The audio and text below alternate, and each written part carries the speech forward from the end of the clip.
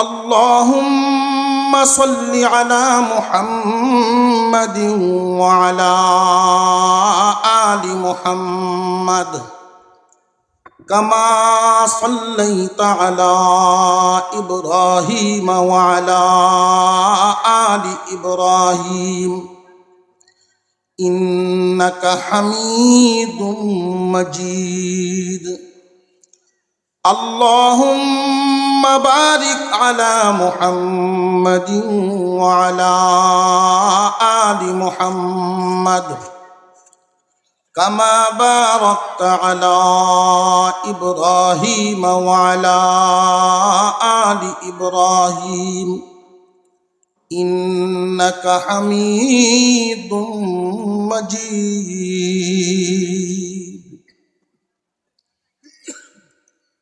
সাগরদিঘির পশ্চিম পার উত্তর পঞ্চায়েতের উদ্যোগে আয়োজিত আজকের এই ওয়াজ মাহফিলের শ্রদ্ধাভাজন সভাপতি হযরতুল আল্লাম হযরত মাওলানা আবদাল হুসাইন খান সাহেব দামাত বরকাতুহুল আলিয়া, উপস্থিত হযরত উলামায়ে কেরাম, মুরব্বিয়ান আযম, সর্বস্তরের সুধী সমাজ, আল্লাহ পাক রব্বুল আলামিন পুরা এলাকা থেকে বাছাই করে এই মুহূর্তে আমাদেরকে এক মুবারক মজলিসে শামিল থাকার তৌফিক দিয়েছেন, বলি আলহামদুলিল্লাহ।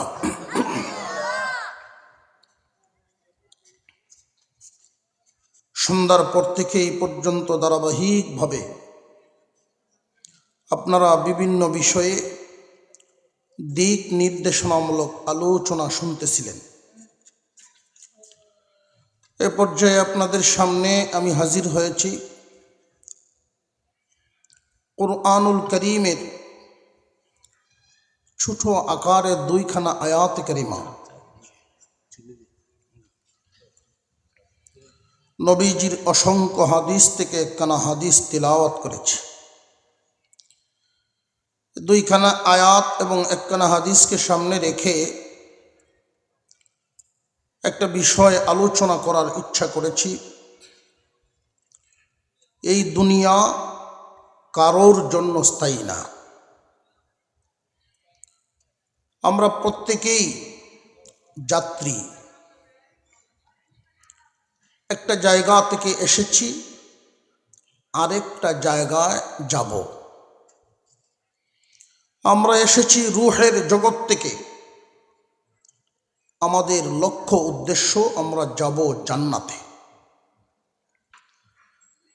একজন মানুষ যদি দুনিয়াতে সপ্ত রাজ্যের মালিকও হয়ে যায়, পরকালে জান্নাতে যেতে না পারে, ওই মানুষটা বিফল, সফল না। মানুষ সফল হবে তখন জান্নাতে ঢুকবে যখন। জাহান্নাম থেকে বেঁচে জান্নাত পাইলে পরে জাহান্নামের আগুন থেকে বাঁচা, জান্নাত নামক নিয়ামতপূর্ণ স্থানে পৌঁছা, এটা হলো কামিয়াবি। আমরা তো দুনিয়ার রঙিন চশমা পরে এমনভাবে নজর করি, কম দামা বস্তুকে বেশি দামে চিন্তা করি, আর বেশি দামা জিনিসকে কম দামও দিতে রাজি না। যে যে জিনিস বুঝে কষ্ট হইলেও সেটা খুঁজে, যে যেটা চিনে দাম যতই হোক মূল্য বুঝে সে কিনে। আল্লাহ পাক আমাদেরকে এক দৌলত দান করেছেন, দৌলতের নাম হলো ঈমান। আল্লাহ পাক আমাদের উপরে দয়া করেছেন, দয়া হলো মুমিনের ঘরে জন্ম দিয়েছে। আল্লাহ যদি চাইতেন কোনো না কোনো কাফেরের ঘরেও পাঠাতে পারতেন, মুমিন মুসলমানের ঘরে জন্ম নেওয়ার কারণে খুব সহজেই ঈমান আনতে পেরেছি। ঈমান আনতে গিয়া নির্যাতন ভোগ করা লাগে নাই, বাড়ি ঘর আত্মীয় স্বজন হারাইতে হয় নাই। অথচ ইতিহাসের মধ্যে পাওয়া যায় এই দৌলত, ঈমান নামক দৌলত হাসিল করতে গিয়া কেউ বাড়ি ঘর হারাইছেন, কেউ আত্মীয় স্বজন হারাইছেন। সাহাবীদের মধ্যে অনেক ছিলেন এমন নির্যাতন ভোগ করেছেন, এমন নির্যাতন সারা জীবন ভর সেই নির্যাতনের দাগ দেহে রয়ে গেছে। আল্লাহর পয়গম্বরের একজন সাহাবী খাব্বাব রাদিয়াল্লাহু তাআলা আনহু ইসলাম গ্রহণ করার কারণে ওনার উপরে এতটাই নির্যাতন চালিয়েছিল কাফেরের দলেরা, ওনার হাত পায়ে বেঁধে জ্বলন্ত আংরার উপর শুয়াইয়া বুকের উপর ভারী পাথর দ্বারা চাপ দিয়েছিল। পিঠের গোশত গলে গলে, চর্বি গলে নিচের আগুন নিভে যেত, আবার তারা আগুন ধরায় দিত আর বলতো, খাব্বাব এইভাবেই তোর মৃত্যু হবে, আর না হয় আমাদের ধর্মে আবার ফিরে আয়। খাব্বাব রাদিয়াল্লাহু তাআলা আনহু ওই দিন জবাব দিয়েছিলেন, শুনো রে কাফিরের দলেরা, আমাকে আগুন দিয়ে পুরায়া পুরায়া এই পৃথিবী থেকে যদি বিদায় করে দাও, আবারও যদি আল্লাহ আমাকে দুনিয়াতে পাঠান, তোমরা যদি আমাকে আবারও আগুন দিয়া পোড়াও, এইভাবে 1000 বার আগুনে জ্বলতে রাজি আছি, তবু ইসলাম ছাড়তে পারবো না। মুসলমান ইমানদার ভাইরা আমার, নবীজি সাল্লাল্লাহু আলাইহি ওয়াসাল্লামের দরবারে 16 থেকে 18 হবে বয়সটা, 20 বছরের মধ্যে এমনই এক বয়সের এক যুবক নবীজির দরবারে আসা যাওয়া করেন। আল্লাহর পয়গম্বরকে খুব ভালো লাগে তার, ইসলামের আদর্শগুলো দেখে যুবক জিজ্ঞাসা করেন, ওগো নবীজি, আমি যদি ঈমান আনি আল্লাহ কি আমাকে জান্নাত দিবেননি? আল্লাহর পয়গম্বর বলেন, এক একজন ঈমানদারের জন্য আল্লাহ এক একটা জান্নাত দিবেন, আর ওই জান্নাত এই দুনিয়ার মতো 10টা দুনিয়ার সমান। নবীজি সাল্লাল্লাহু আলাইহি ওয়াসাল্লামের হাত ধরে এই যুবক কালিমা পড়ে মুসলমান হয়ে গেল। আল্লাহর নবী জিজ্ঞাসা করেন, তোমার নাম কি রে বাবা? হুজুর, আমার নাম আব্দুল উজ্জা। আল্লাহর পয়গম্বর বলেন, তুমি ঈমান এনেছো, আজ থেকে তোমার নাম আব্দুল্লাহ। হুজুর সাল্লাল্লাহু আলাইহি ওয়াসাল্লামের হাত ধরে ঈমান আনলো, আব্দুল উজ্জা থেকে আব্দুল্লাহ হয়ে গেল। খবর চলে গেছে তার চাচার কাছে। পারিবারিক অবস্থা হলো, তার বাবা নাই, আপন ভাই বোন নাই। তার বাবার চাচা, তারা 2 ভাই, বাবা নাই, চাচার সাথে তার আম্মা পরবর্তীতে বিয়ে হয়। পরবর্তীতে আর কোনো সন্তান জন্মগ্রহণ করে নাই। চাচা আদর করে ঠিক, কিন্তু যখন ইসলাম গ্রহণ করার খবর পায় মন খুব খারাপ হয়। তুমি নাকি মুহাম্মাদের দরবারে যাও? জি চাচা, আমি মুহাম্মাদের দরবারে না, শুধু দরবারে যাই না, ঈমান গ্রহণ করেছি।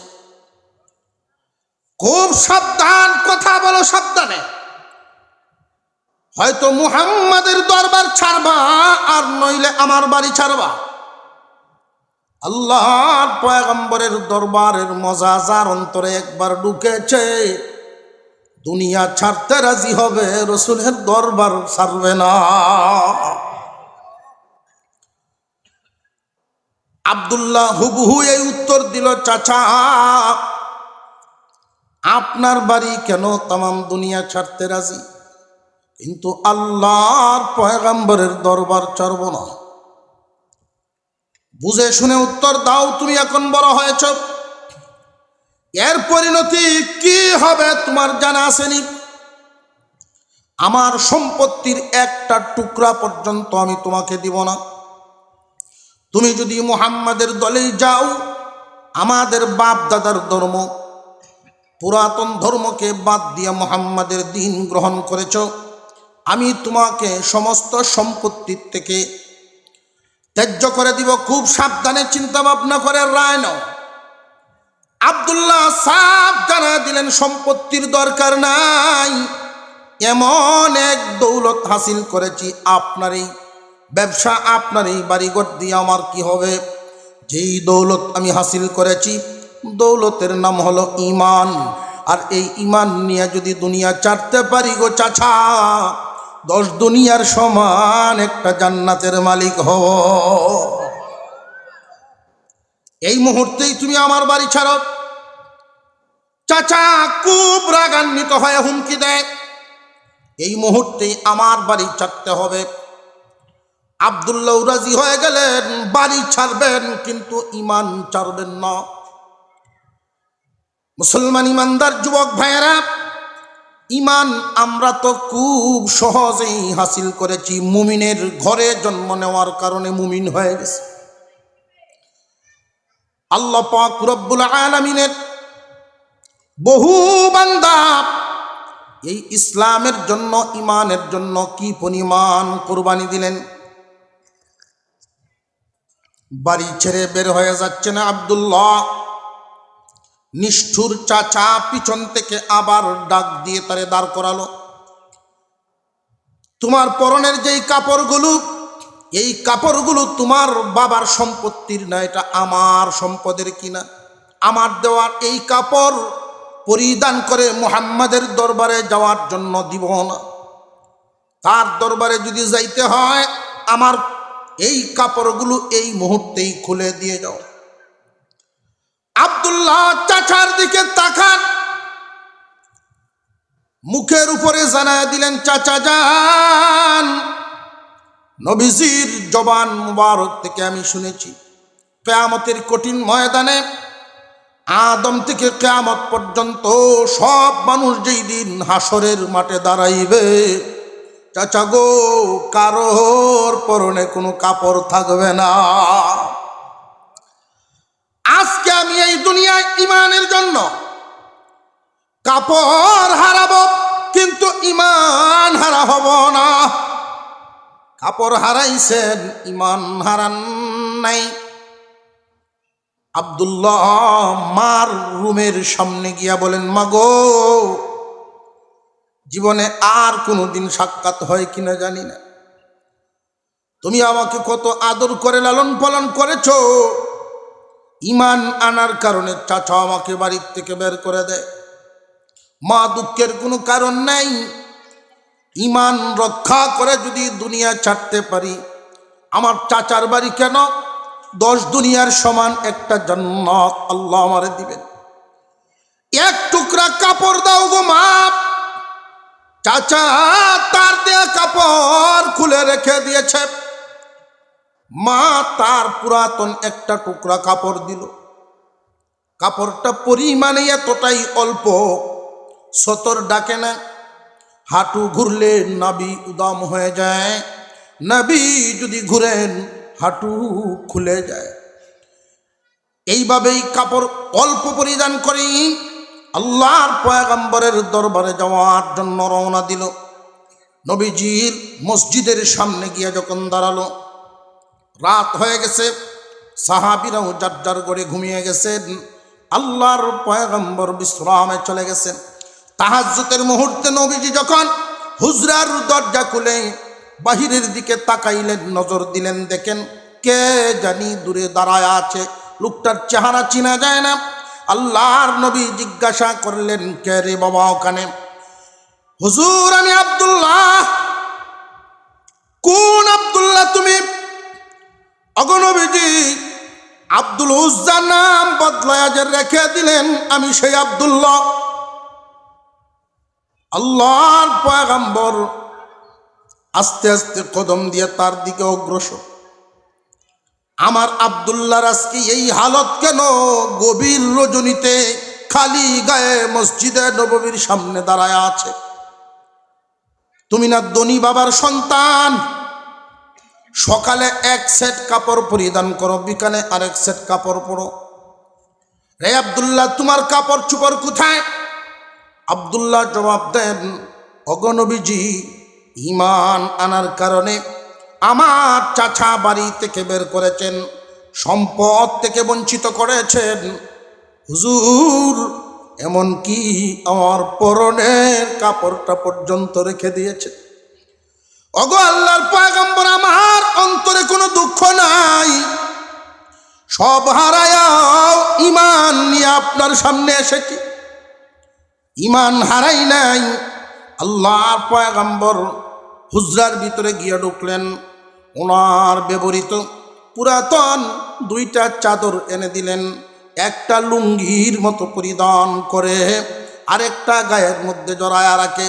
ফজরের জামাতে সাহাবীরা নামাজ পড়েন, বারবার ঘাড় ঘুরায় ঘুরায় দেখেন কে রে এই ভাগ্যবান মানুষ, কপালওয়ালা লোক, আল্লাহর পয়গম্বরের ব্যবহৃত কাপড় পরিধান করে।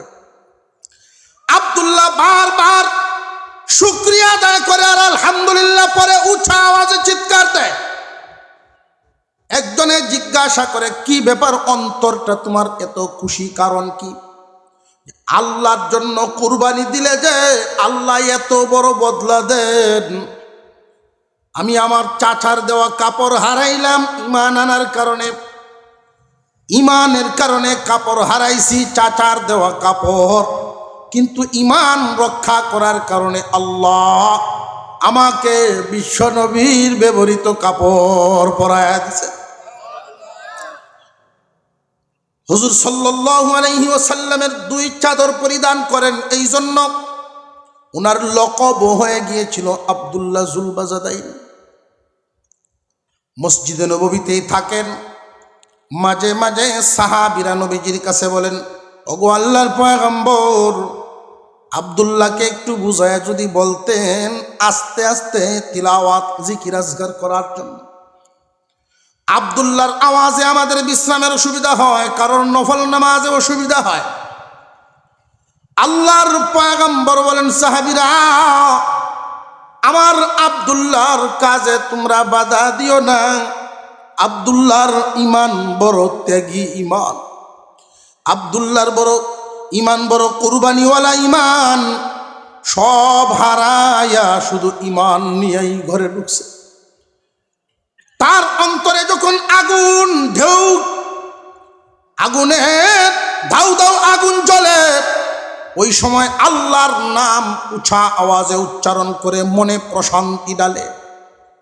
তারে উঁচা আওয়াজে আল্লাহর নাম নিতে দাও, তোমরা সবাই আদর করো, আব্দুল্লাহরে কেউ কষ্ট দিও না।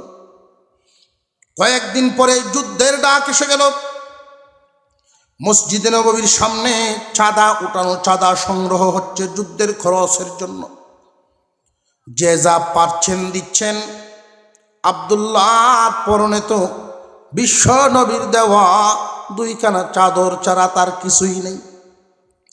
মসজিদে নববীর কোনায় দাঁড়ায় দাঁড়ায় কান্দে আর দোয়া করে, আল্লাহ যার কাছে যা আছে তা দিয়ে সাহায্য করছে, আমার কাছে তো দেওয়ার মতো কিছুই নাই, একমাত্র তোমার দেওয়া জীবনটা আছে, এই জীবন তুমি কবুল করে নাও।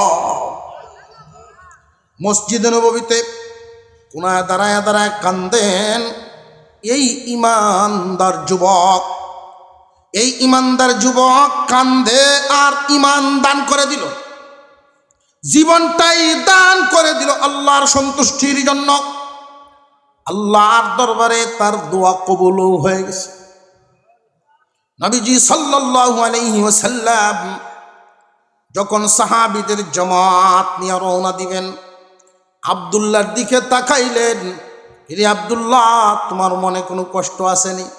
না গো নবীজি, আমার মনে কোনো কষ্ট নাই, আপনার চেহারা মুবারক যখন দেখতে পাই সমস্ত কষ্ট দূর হয়ে শান্তি এসে যায়।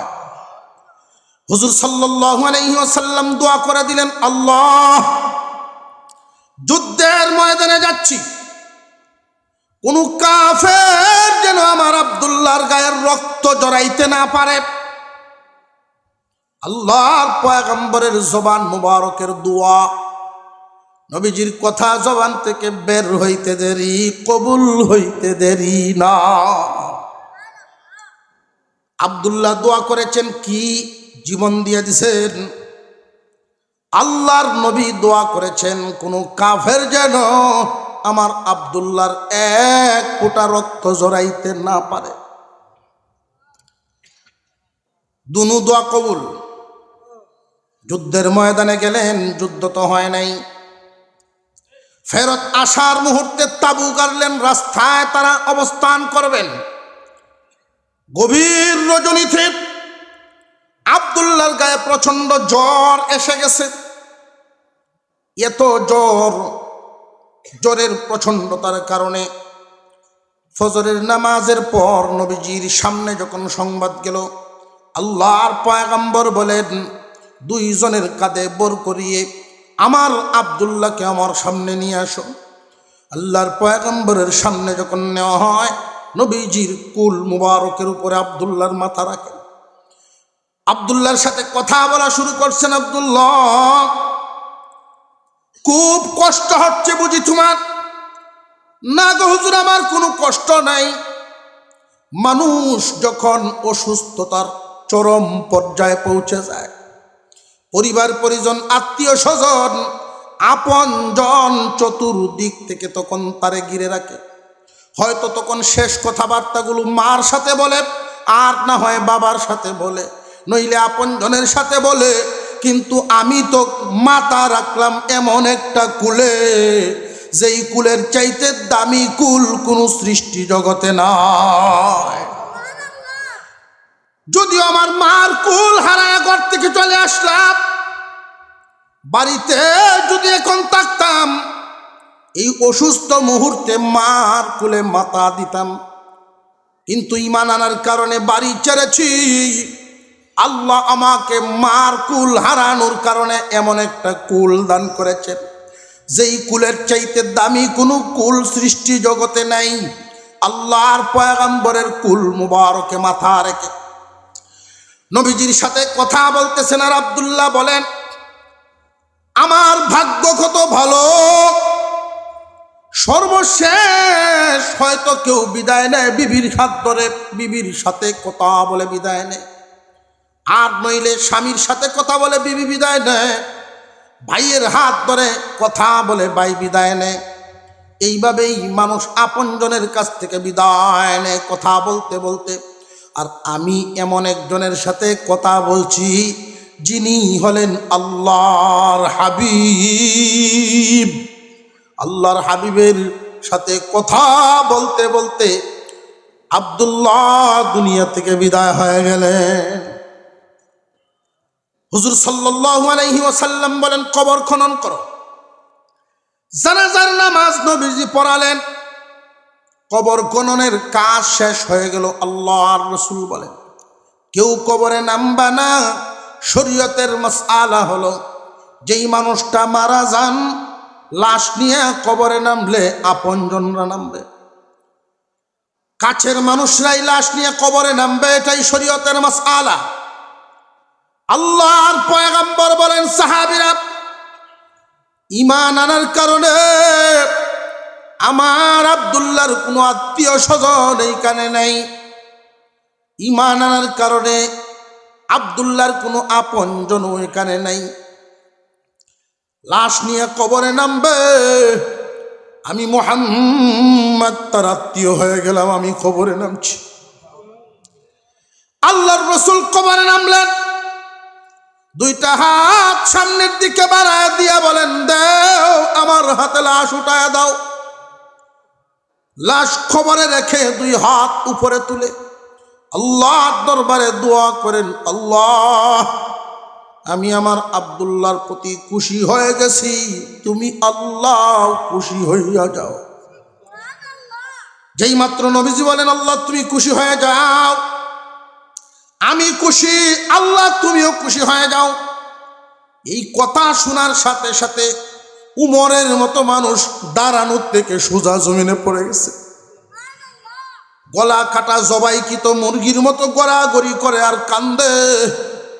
সাহাবীরা প্রায় কান্না শুরু করেছেন আর বলেন, আব্দুল্লাহ রে, তোমার ভাগ্য কত ভালো, যদিও দুনিয়ার সম্পর্কের মানুষগুলো হারায় ফেলছো, কিন্তু আজকে তো তুমি আল্লাহ এবং রসুলের সন্তুষ্টি নিয়ে শেষ এমন অবস্থা, শেষ বিদায়টা তোমার হয়ে গেল।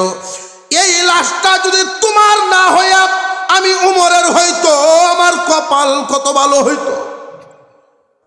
আব্দুল্লাহ এই দুনিয়ার জমিন থেকে বিদায় হয়েছে, বাড়ি ঘর হারাইল, কিন্তু ঈমান রক্ষা করে শেষ পর্যন্ত আব্দুল্লাহ সফল হইয়া গেল। এই দুনিয়ার জমিন থেকে বিদায় হতেই হবে। শেষ ঠিকানা একটার নাম জাহান্নাম, একটার নাম জান্নাত। জান্নাত এবং জাহান্নাম, এই দুইটা জায়গা আমাদের জন্য আল্লাহ বানায় রাখছে। এই বিশ্বাস আমাদের আছে না নাই? হাসের আওয়াজ তো লক্ষণ বলা না।